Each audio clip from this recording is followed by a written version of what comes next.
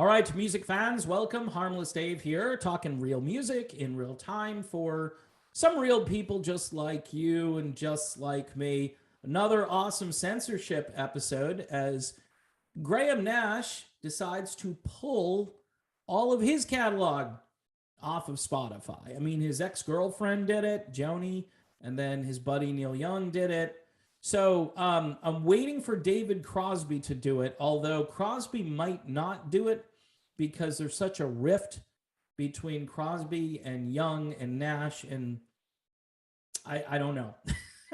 But Graham Nash, I really like Graham Nash. His work in the Hollies, groundbreaking stuff there, the CSN material, even some of his solo stuff is fantastic. And one of the great harmonizing voices in rock history. But yet here we are. We're back.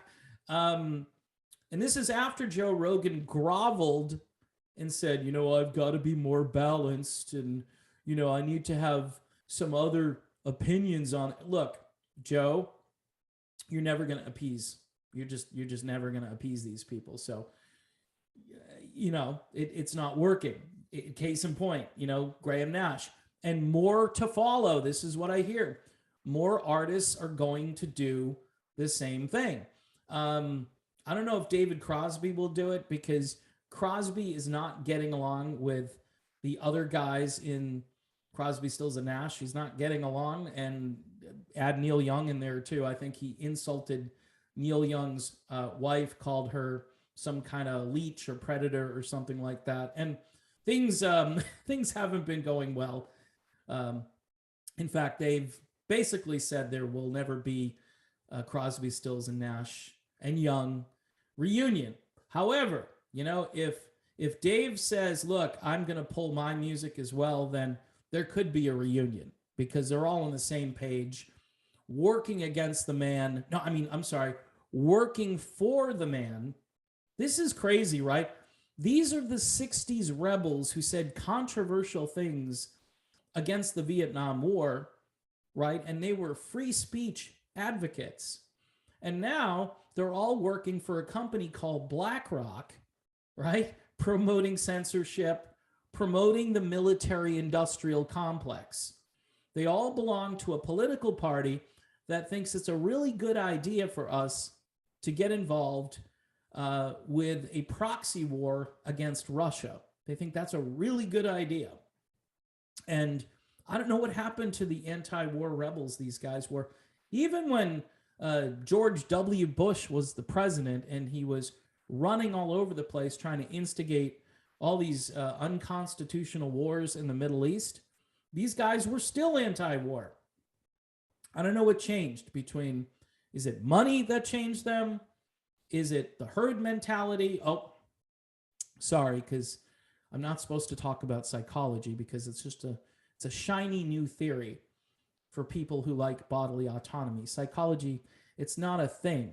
I mean, if you ask one of these guys who claims to have PTSD, they're just going to tell you, look, it's all in my head and I shouldn't feel this way, right?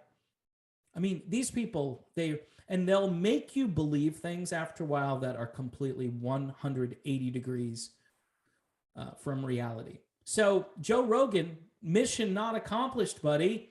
You were supposed to get everybody to say, isn't Joe Rogan a great... This is what happens when you appease and acquiesce, and you're supposed to be this advocate for communication, for clear conversational communication. One of the things I appreciate about Rogan is he sits down with people and he just has a conversation.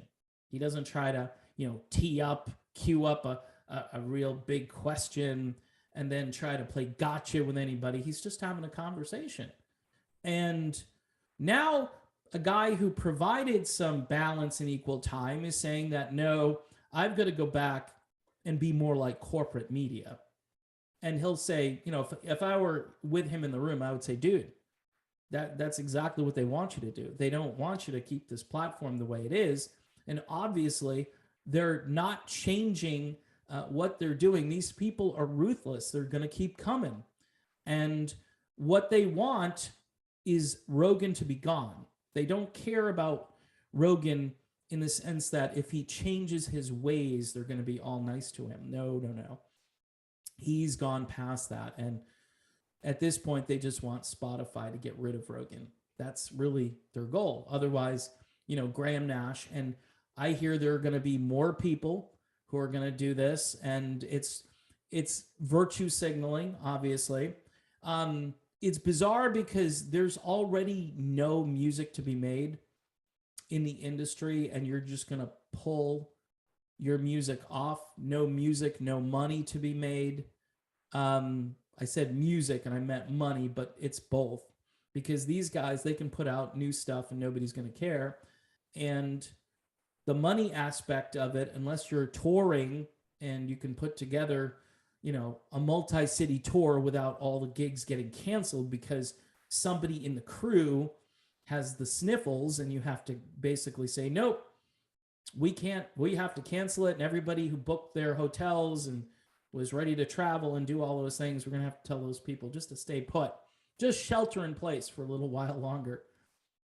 It's complete madness. And I think the most frustrating thing for me watching these older men and women compromise all of this stuff they used to believe in. I know they were in a drug-induced haze for many years, and maybe that affected their thinking moving forward, but they did do some right thinking, some idealistic thinking back in the late 60s and early 70s. They got it. They understood that our government had too much power, and they were using our soldiers like pawns to divvy up the plunder and to try to reshape other countries in our image. That never works, by the way, but they're still doing it. They're still trying to do it. And so these guys are okay with proxy wars. They're okay with large military contractors making tons of money and then spreading that money around to all of the same media that is going to promote and prop people like Graham Nash up. It's the truth. I mean, it's a weird place that we've gone to, but all of the older progressives, right, in our political sphere, all of those people have become neoliberal in their thinking.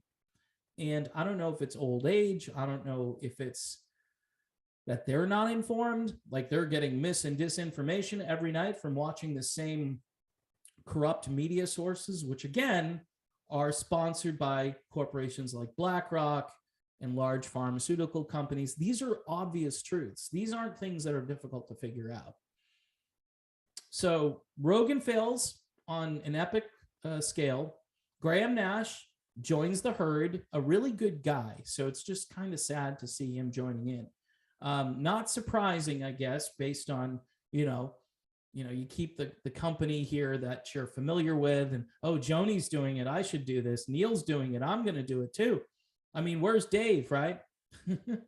Dave, again, is an outcast, and he might do it, but they'll probably still not get back together with David Crosby. But I could see him doing it.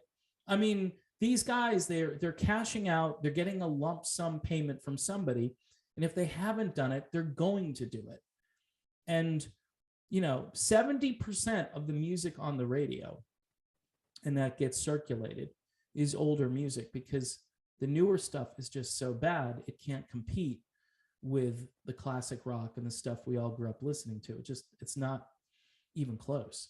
And we're starting to see that, just the numbers bear it out. Radio and what they're playing. I mean, they won't let go of songs that are 40 and 50 years old. They won't ditch them because there's nothing coming along that's going to replace that music. And I've been saying this now for 30 years. There's nothing coming along that radio is promoting that is going to replace this music.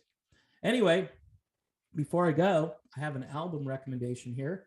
This just came out. Tinsley Ellis, blazing guitar player, doesn't get any radio love, should be on rock stations. It's blues rock at its finest.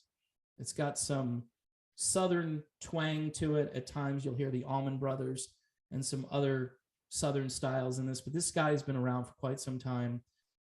And almost every year, every couple of years, he puts out an amazing album that Some people know, and most people don't. So again, Tinsley Ellis. It's called Devil May Care.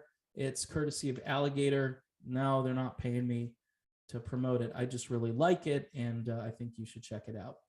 So there you go. Done. Thanks for watching, and I will see you soon.